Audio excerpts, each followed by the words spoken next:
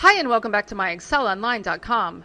Today we are going to show you how to use conditional formatting to highlight certain cells in Microsoft Excel. So by the end of this video, you should be able to highlight any cell over here in column A that starts with the letter D. Also, we will have some additional training options for you at the end of this video, so stick around for that. So the first thing I want to show you in cell B2 is how to evaluate whether or not the value in A2 starts with the letter D. And I'm going to do that by typing equals and the word left with a left parenthesis. Because in this case, I want to look at the leftmost character of what's in cell A2. So the first argument I'm being prompted for is a text argument.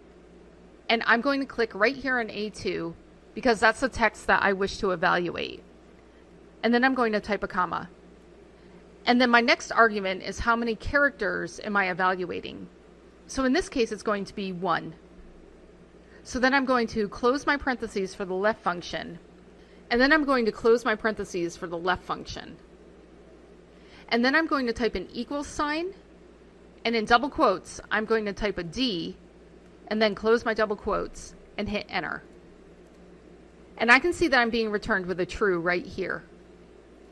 So if I click on B2 and hover over this bottom right hand corner where there's a box until I get this thin cross, I can hold down my left mouse button and drag all the way to the bottom. And I can see that this is evaluating whether or not the value in column A starts with a D.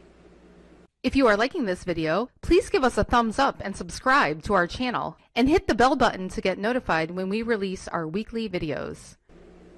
So if I click right here in B2 and copy this formula and then hit enter and then highlight my cells in column A and go up here to conditional formatting, I'm going to go to new rule. And I'm going to click this last option to use a formula to determine which cells to format. And right here under format values where this formula is true, I'm going to paste the formula that I just copied. And again, I'm looking at the one leftmost character of what's in column A and seeing if it's equal to D.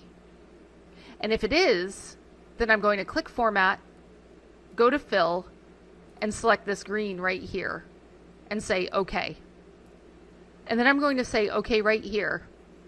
And now I can see that all of my cells that start with a D in column A are being displayed in green. And that's what I wanted to happen. So we go into a few more ways to do conditional formatting based on the characters in a column out on our blog.